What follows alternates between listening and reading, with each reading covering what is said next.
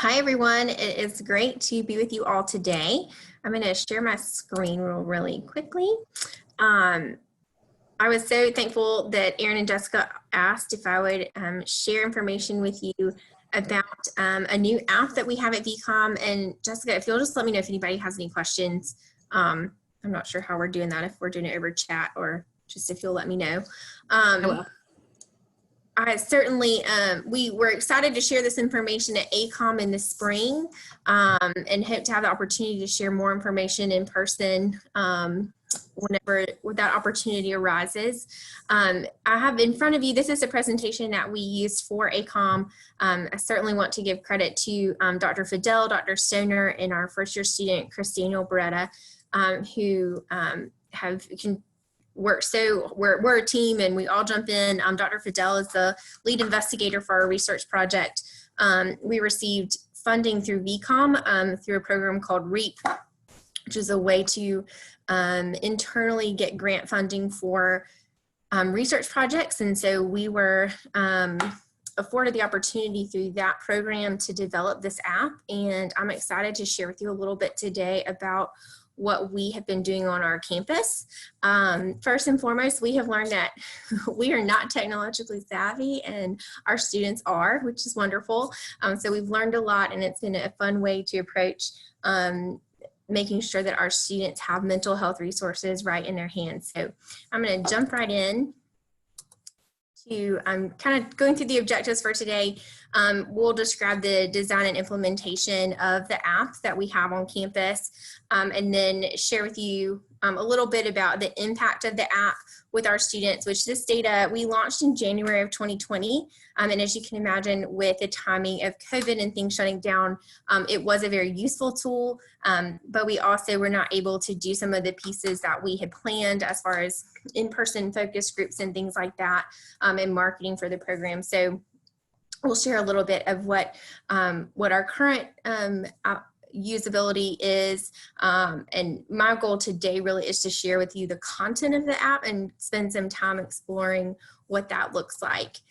So we all know from working with our students that burnout and self-harm are the imposter syndrome. Our students really struggle with being able to work through these 4 incredibly challenging years, and whether it's test anxiety or imposter syndrome or something that is really severe that they encounter during their time in medical school, we know that medical students are at a higher risk for facing mental health challenges during their time as a medical student.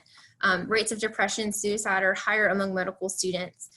So as we have I've been with VCOM for 10 years at our Carolinas campus, and Dr. Fidel, our counselor, has been at VCOM for I believe about 8 years, and Dr. Stoner, who has her PhD in public health, has been at VCOM for I believe about 6 or 7 years. And so it's something that we talk about frequently. Dr. Stoner is one of our star advisors, and Dr.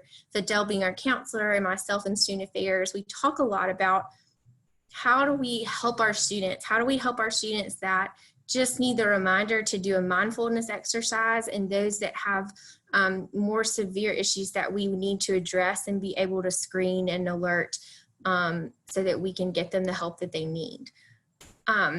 So that's a little bit about kind of where this came from, and we really thought there just has to be a way to get this into our students' hands. And we've always kind of wanted to develop some kind of app, but again, we have learned we are not technologically savvy people. And so we were able to partner with a company that was able to help us do this. These are the research objectives, and I'm not necessarily going to go through all of these today, but these are the things for our research project that we have looked at during our time. And I'll talk a little bit more about these on a little later in the presentation of how we have met some of these objectives.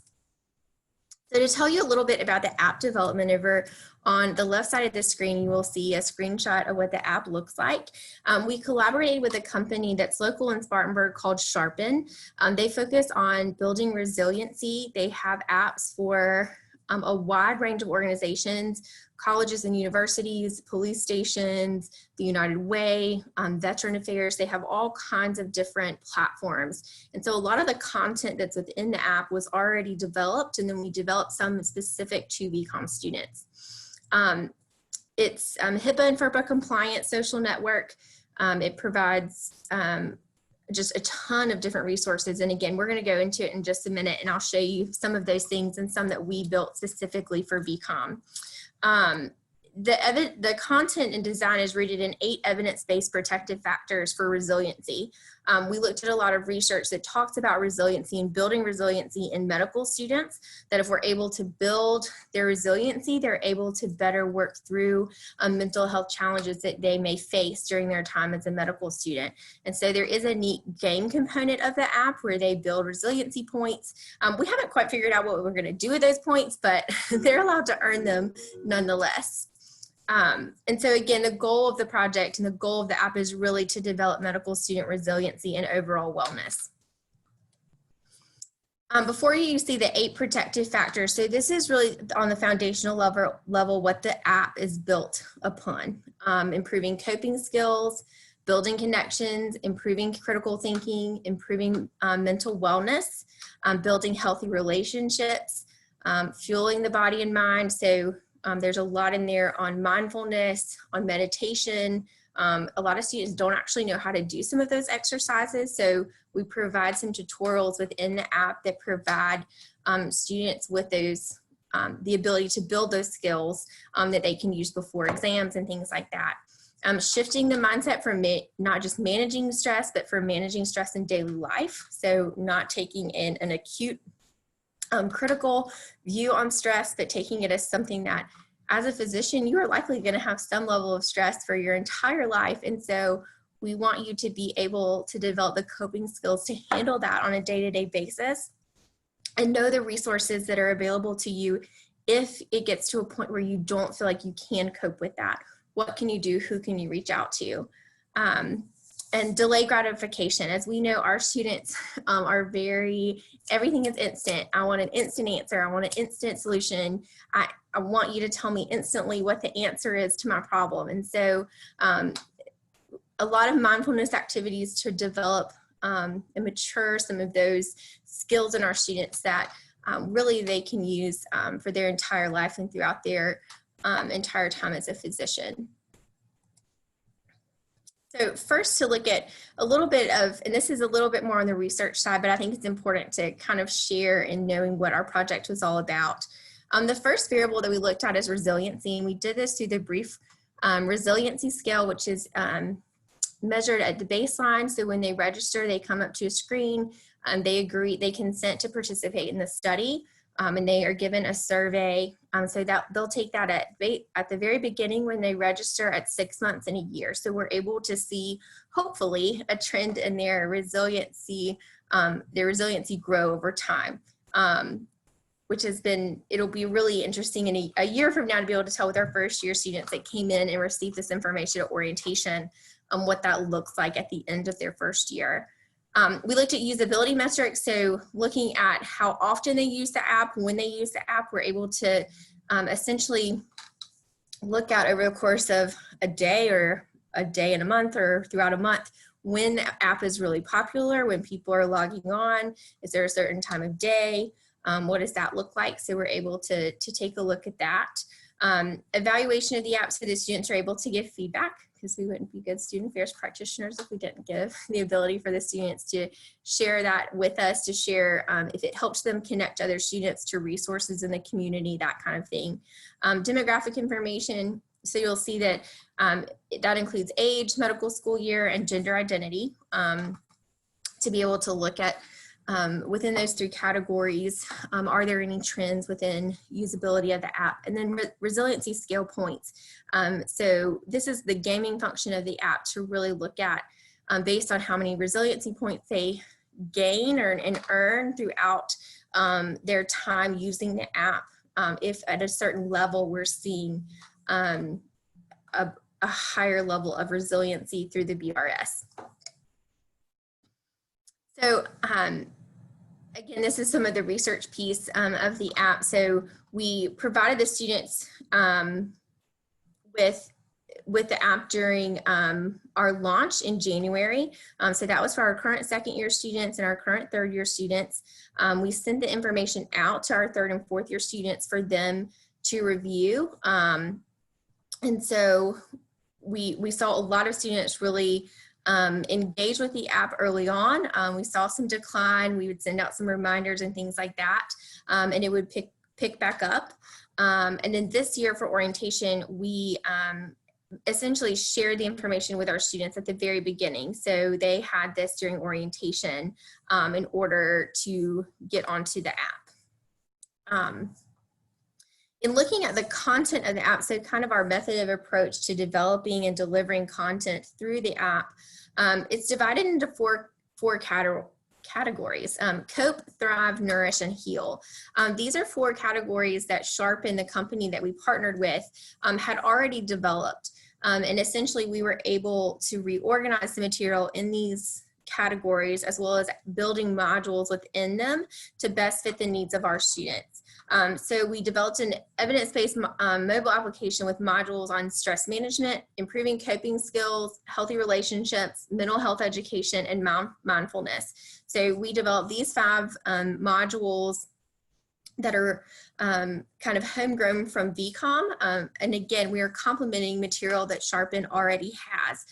For example, there is something in there about triple P parenting. And so while that is not something VCOM would necessarily develop, we would not necessarily develop a parenting module for our students. It's really helpful for our students that do have children, especially a toddler, and I can speak from experience that there's a lot of good stuff in that module of the app. Just again, it gives them a connection in Spartanburg to a local agency. It gives them information that's helpful to their daily life and to managing stress without them really realizing that having that information and those skills is helping to reduce their overall stress. Again, we specifically geared the modules towards the needs of medical students, and then worked to make sure that the app connected our students to the resources that we have available to them. One of our fears in developing this was, well, what if someone is having suicidal ideation and they're on the app? What do we do? How do we make sure that it's easy for them to connect to the mental health resources that we have available to them? And so there is a quick button that says need help now, and they're able to click that, and it connects them to a local emergency department so that they can receive care. So I'm going to actually in a minute move over. I'm actually going to do that now, and then we'll come back to the presentation. I would like to show a little bit of the app to you. I'm hoping that our sound works well, and if it doesn't, figure out plan B. Hold on 1 second.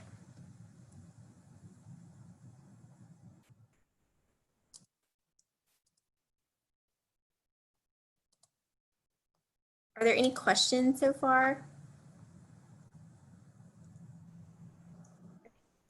I don't see anything coming through the chat or the question panel yet. Okay, Jessica, will you let me know how the sound is for this video when I play it, if there's an issue? Absolutely. Okay, so this is, so obviously this was built for mobile application, so it does look a little bit different when it's on your phone, but the desktop version, students can use it on their desktop or on their cell phone. So when you log in, you pick an avatar. So mine is a monkey because that's what we call my 3-year-old. So I felt like that was appropriate. You'll see Mindful Meds at the top. It took us quite some time to arrive at the name Mindful Meds, but we decided that we really want them to be mindful and they're med students. So we'll call it Mindful Meds. It seems very simple after a lot of trial and error and coming up with a name. So you'll see that this looks very similar to what it's very similar feel to Facebook. When you scroll up or log in, here's your home screen, you scroll through and you see all of these different videos and things. And as students like things within the app, or if they join groups, that populates their feed. And so it's kind of neat to see them join. For example, if a student wants to connect with Children's Cancer Partners of the Carolinas, they have a page within the app, and if they post anything, their information will show up here on their feed. And so it's kind of a neat way to make it personalized while still giving content. We're able to change these. This has a fancy name, and I'm not sure what it is. The developers of the app really love all of us and our questions, but we're able to put things within the app at certain times of the year or certain weeks that we know that are going to be really stressful, to bring attention to them for our students. So on the left side, you'll see where it says Discover. I'm going to go there first. These are those 4 pillars that we talked about earlier: Cope, Thrive, Nourish, and Heal. And I'm going to just click on Cope. So you'll see Build Resilience Against the Pressures of Medical School. And so all of these modules focus on building resiliency in our students. So you'll see Community Connections.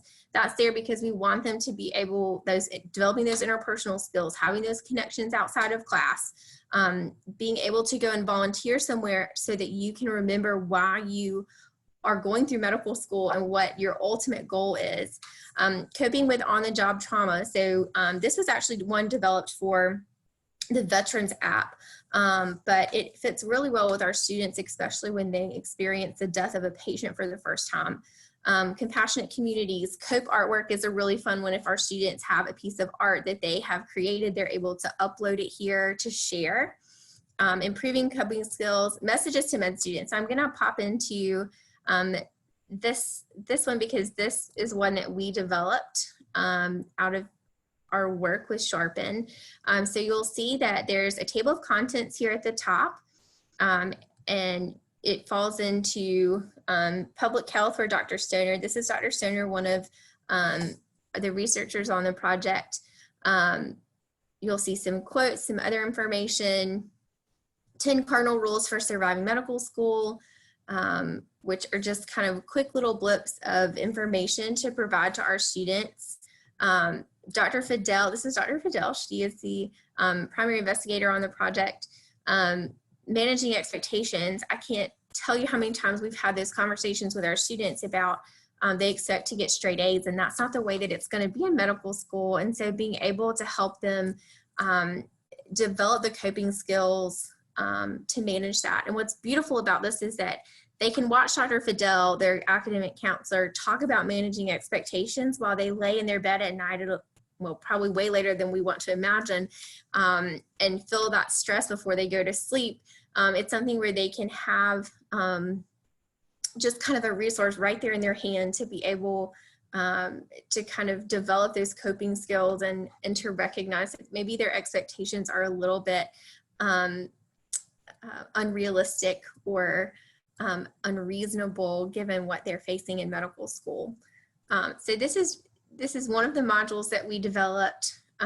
We do focus some on 3rd and 4th year students, on 2nd year students. There's something in here a little bit for everyone. We did want to have every student have access to all 4 years because we wanted the students that if you're a 1st year student and you read through, watch this video for 3rd and 4th year students, maybe you're worried about 3rd and 4th year, and it just gives you the opportunity to see advice and information given to students that are in their 3rd and 4th year. So again, just to scroll through so you can see, Dr. Malga Hayes is our academic counselor on our Virginia campus, and so we involved the academic counselors on our other campuses as well. And so this is just one of the modules that we developed, and I'll show you a video from one of the others here in just a moment. So going back to COPE, you'll see some of the other pieces that we have in here. Stress management was a huge one for us. As you can imagine, there's lots and lots and lots of information and resources needed for stress management for our students in medical school. Med students and stress management is the module that we developed particularly for our app. And so you'll see We involved some of our current students, so we wanted the students to be able to see their peers within the app. So you'll see a number of our students throughout the app where they have just kind of shared their story. We had some really wonderful students that were very vulnerable on video for us and really shared their story so that we can help destigmatize mental health and make sure that, or destigmatize challenges and make sure that our students know that they can seek help and they are in an environment where we want to support them and help them. This is Jessica Jordan. She's one of our OMS3s, and I'm just going to play her video because I think it's a good, it's a nice little clip. The first 2 years were pretty awful for me, just to be completely honest. Lindsay, it's a little quiet. I think there should be a setting where you can share your computer audio on the share on Zoom, and we might be able to hear it a little bit better. Okay, let me see if I can. Where would I find that? Ooh. Share computer sound? There, yes, okay. Perfect. Let me know if this is better. A student, school has always been very simple for me. I didn't have to try too hard to do well until I got to medical school. Towards the 4th block, my baby was born. 3rd and 4th blocks are the hardest blocks in med school. And during that time, I was really stressed because I remember telling myself, no, I cannot get through this. It's just the pace, it's crazy.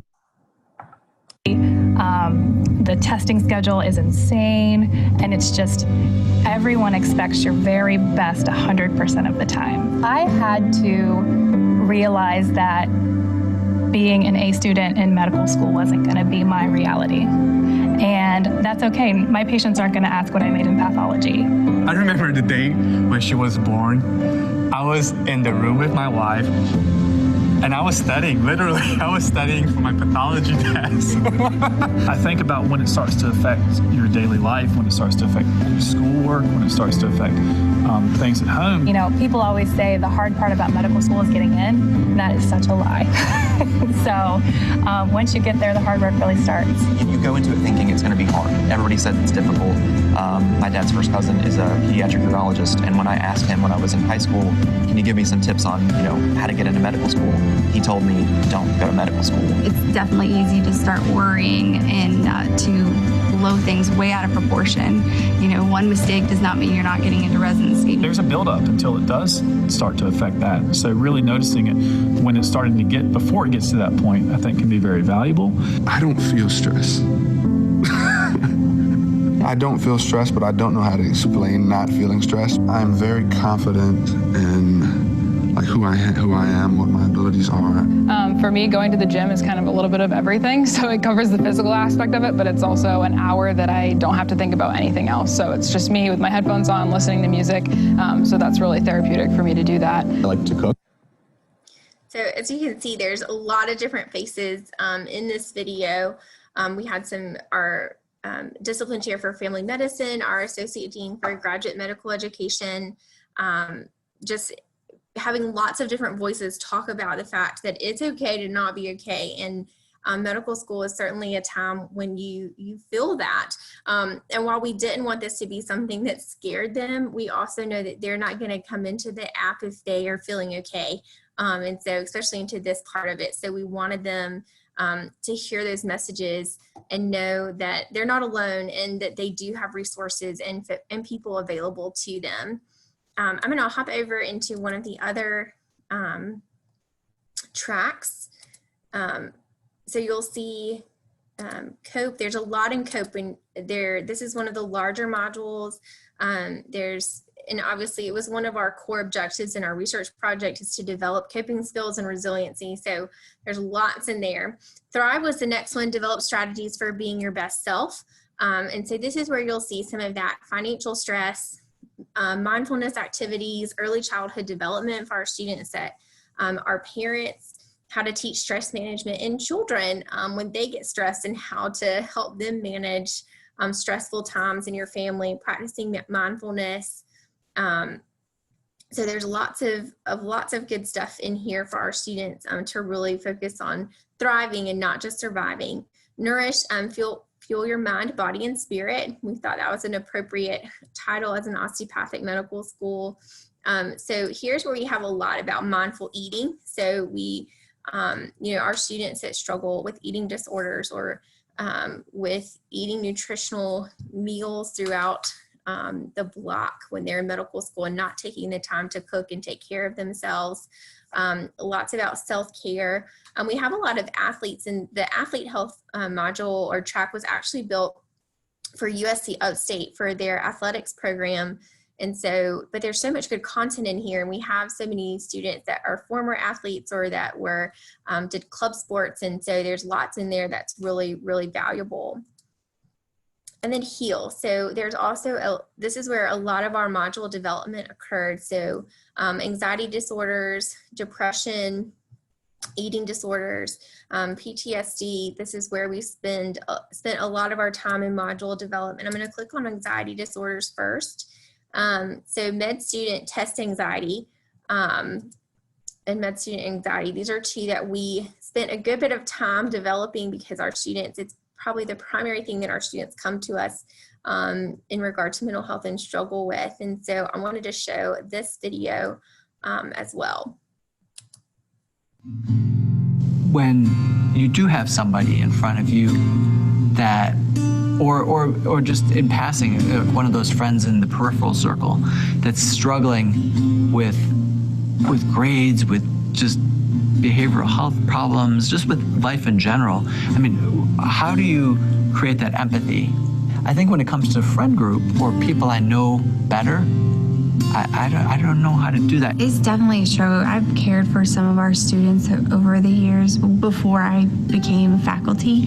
And that was actually really hard, being the physician, especially when it came into mental health issues. Sometimes people have told me, like after they've had the breakdown, that, you know, I broke down. But then you kind of put on your smile and you come back to class and you do what you got to do. Yeah. I don't know.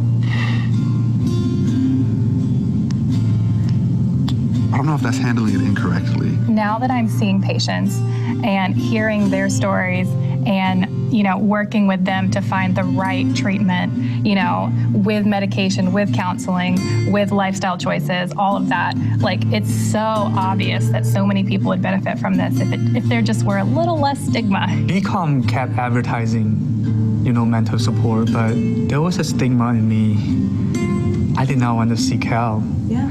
I didn't really know why at that period. Yeah. Now looking back, I was thinking, she's there. Why didn't I seek help? Yeah, because I did not want to be looked as a failure. So yeah, that was a stigma. Definitely talking to Dr. Fidel, that's always my blanket referral. Sometimes it's just helpful to talk to someone who is kind of a third-party view. So it's really easy talking to us. I'm like, oh yeah, that does stink. Like, that is really hard. But if you go to her, she can kind of turn it into a new light.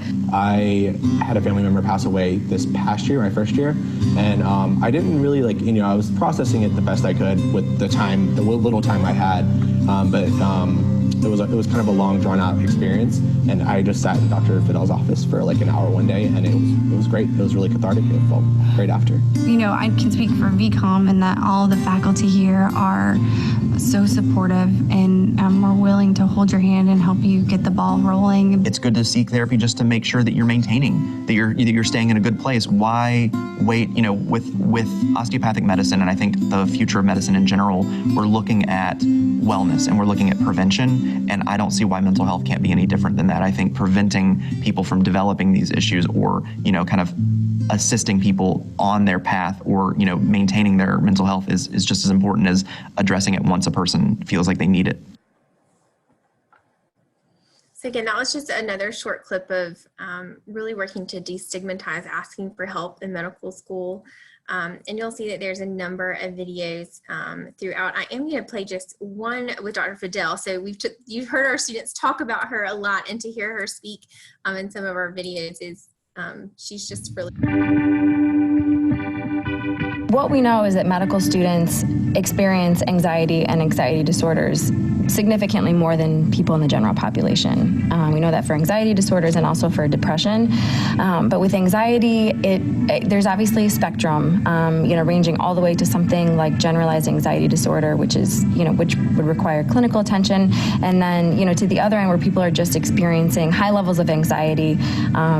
Of course, there's, some level of anxiety is really helpful. It's positive. So it keeps people motivated, keeps them on task, and keeps them, interested in what they're doing. And then it starts to become unhealthy when there's maybe some negative thoughts, dysfunctional thinking kind of coming into play, when they're starting to experience some physical symptoms. A lot of times people will come in with anxiety, maybe not really know that that's what it is. They might, heart's racing, their palms are sweaty, they're, having those ruminating thoughts, not being able to get out of their heads is kind of what people say, worrying about a lot of things that they know logically that they don't need to be worrying about, but they just can't come out of it. When it comes to, is this healthy anxiety or is this, maladaptive, sort of harmful anxiety, usually what students will find is that it's getting in the way of them just functioning in whatever they're doing, so achieving their full potential. We see it a lot coming out in testing anxiety, so in the test setting, maybe that's the first time that they've noticed that they've never had anxiety before, and then all of a sudden, they walk into a test situation and their mind goes blank, and they've studied for hours upon hours, and they have all of the knowledge, and then they can't access it in the moment because of, whether maybe it's self-doubt thoughts, or they're getting stuck, or, they're having those physical symptoms, and the way that they're responding to them is just making the anxiety worse. So that's just a quick clip of Dr. Fidel. And again, if we can just get this information to our students in a way that allows them to know that they do have access to care, or just hearing that they're not alone for some students is enough, and it can push them on to be able to handle whatever they're facing. And so let me get back real quick. So we just wanted to have it have it in their hands, so where they can just access it at any time. Now, one of the things we did put into this as well is that we know our students are incredibly research minded, and all the information that we put in here is evidence based, and so there are additional resources within each module, so a student could go in and look at all of these different resources. So we didn't want it to be in the primary feed where a student is just rolling through, but we wanted them to be able to have that information if they wanted to do a deeper dive or look deeper. There's several screening tools here, so you can click on this and it'll take you to take an anxiety screener here, and so it will take them to that screener. So again, if they're sitting there thinking, I think I have anxiety and I think I might have had a panic attack today, like they're able to go and do some of those screeners within the app, and hopefully would reach out to Dr. Fidel, myself, or the mental health services that we have available to them as a VCOM student. So those are a little bit about the courses that we created within the app. So we've seen that a lot of our students spend the most time within this discover button, which is exactly where we wanted them to be with content.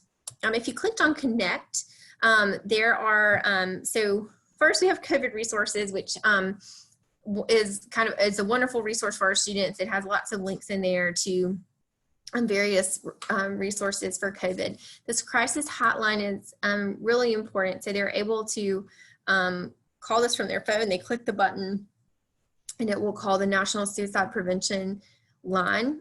There's a screener in here. So we wanted this to be something that was easy access. So while there are screeners embedded within each of the different tracks, there is also this button for all of the a number of screeners. So suicide risk, PTSD, eating disorders, depression, anxiety, alcohol use, and ADHD. So while that's not every screener that you could possibly have, we kind of picked the ones that we thought were relevant to our students and what we are seeing them come in for. Organization, so this is an area where eventually one day all of our student orgs will have a page within here, but we connected each of these organizations that you see in front of you has their own little page within the app. So if you click on South Carolina Trails, it will take you to this really cool website in South Carolina. If any of you are in South Carolina, it's a great website.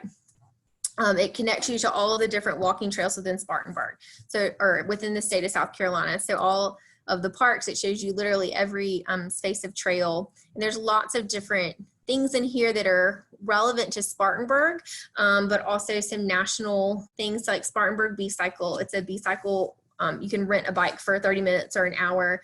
They're all over Spartanburg. So the Art Museum, Hub City Kids, just lots of different, Ballet Spartanburg, lots of different things to connect our students. Because again, one of those resiliency pieces is having connections, not feeling like you're in a silo, building connections and groups of people to support you and for you to support. And so wanted them to have, and there's just tons of them in here. So wanted them to have that, and we can feature certain ones during certain times of the year. So when our students first move to Spartanburg, you may see more Spartanburg oriented ones up here. And then as the year goes on, you may see some other group organizations highlighted. Exercise and fitness. So I clicked on the screen, sorry. So this has VCOM Fitness and Recreation. So we offer a free membership to the Y, so the students can click in here and see all the information that we offer through the Office of Student Affairs and ways to contact and get involved, all that good stuff. And again, we have this information in other places, but it just kind of reinforces what's available. So going back to Connect, there's also, we haven't done a whole lot with events yet. This is kind of one of the standard things within the app, so we're working on how we can incorporate that. Groups is a neat function that we, again, I think as time goes on, we'll learn more, and we hope our students will develop some groups. So this VCOM affirmation art, it's kind of a neat group. You can click follow, and then this will show up in your feed on your home screen, and students are able to upload. We have some amazing photographers within VCOM, so they can upload something and share it here for our students. So that's really what's in our Discover button. And then if you click on me for your profile, you'll see the resiliency points. You'll see that I've spent a lot of time in one section over others as we have worked to develop the app. We obviously divided this up to review everything. And so you'll see I have 103,000 resiliency points. We don't know what that means yet. It's going to mean something one day. We're trying to decide if we're going to divide it up by block or how we will kind of make those relevant to them. We don't want it to be something where they are trying to accumulate points to win a prize or anything like that, but we do want it to matter to them and to have some relevancy to their work within the app. So that is kind of what the app looks like. There's certainly some growth that needs to happen, but it's a really great baseline for us to be able to build resiliency in our students. I'm going to click back over to our presentation and share with you our data as of April. So we're about to do another poll now that we have brought in our newest class. Wanted to share with you a little bit about usability of the app. So as of April 15th, we had 111 users, 2,978 page views. So that means they had gone on the home page. So they had looked through that home screen that you saw, that feed. 777 page views on courses. So the courses where we were in with the videos. So 777 page views of those, and then 29 contact clicks. So users accessing resources, connecting them to phone numbers or contacting direct support.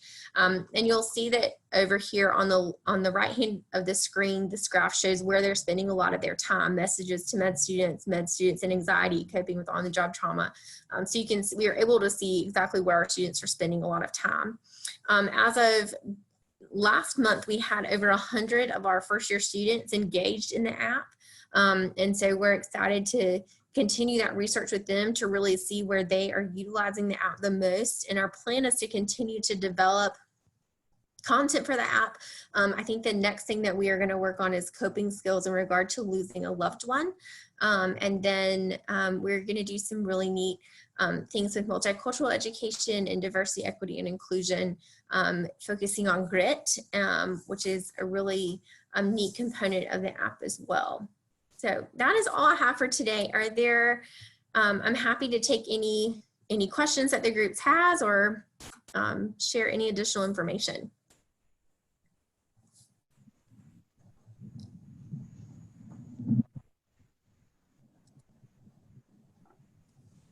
Thanks so much, Lindsay. I am watching the chat box or the question box to see if anything comes through. Looks like we got a couple questions through the chat. Are you able to see those, or do you want me to? Oh, I can see them. Okay. Are you able to share any financials? So, sure. So our grant was for $40,000, and that's essentially what it costs for the development of the app, as well as the license for each student to be on the app. So that was a one-time fee that we paid.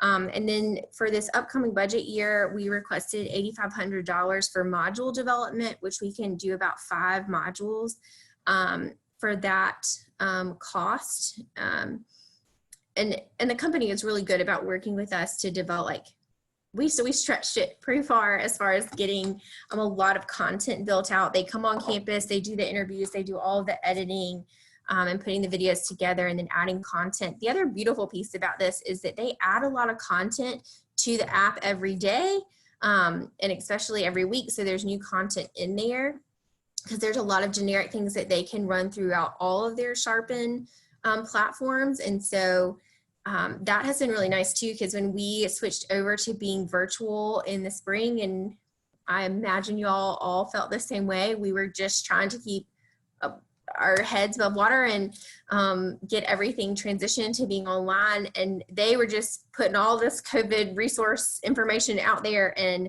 you know, information for handling life in a virtual world, and all of this stuff that we just really didn't have the time to put out there. And so that piece of it was really great. It's a husband and wife duo, which is really cool. They have just an interesting story. Tim was actually a news producer and worked in New York City, has traveled, followed a doctor around Nepal for a month. I mean, just some really cool stuff in journalism. And his wife, Robin, was actually an actor in New York, and did a screenplay on mental health and mental fitness, and just kind of found her passion. And the two of them together have just done some really cool things. And we're really lucky in Spartanburg that they ended up here. I'd be more than happy to share contact information with you. But they're a great combo.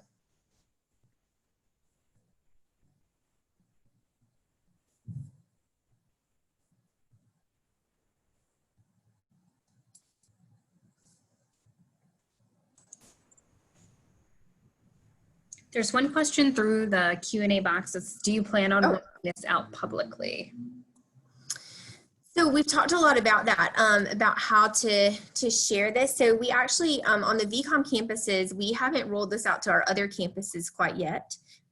We developed it here in Carolinas with the hope of expanding it to our other campuses. And we do hope to. We hope to be able to, we'd love to have Sharpen come to ACOM and be an exhibitor. And there's so much content that I believe we could develop throughout the institutions that you could just have an amazing resource for our students to be able to share content among campuses. So we do hope to do that. We have not entered into those discussions quite yet, because we really are trying to get some good data to support usability and functionality, especially with the resiliency scale, and proving that their resiliency is built through engaging with the app. And so we're hoping that within the next year or two, we'll be able to do that.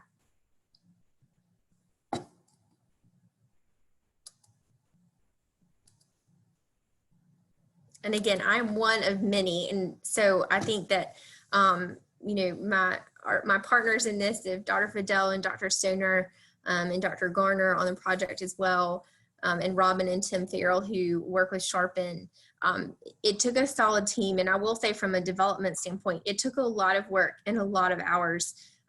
There was a point where we were meeting weekly for at least 2 to 3 hours to get the information built into the modules. So it definitely took some time and some more so than I realized when I agreed to jump on board and to do this. And so I think that's, if it's something you're considering on your campuses, just know that it is going to take a significant amount of time to develop. But then once it's developed, it kind of rolls, and that's nice. And you can kind of have fun developing modules that you feel like you really need to add and not developing the whole thing at one time.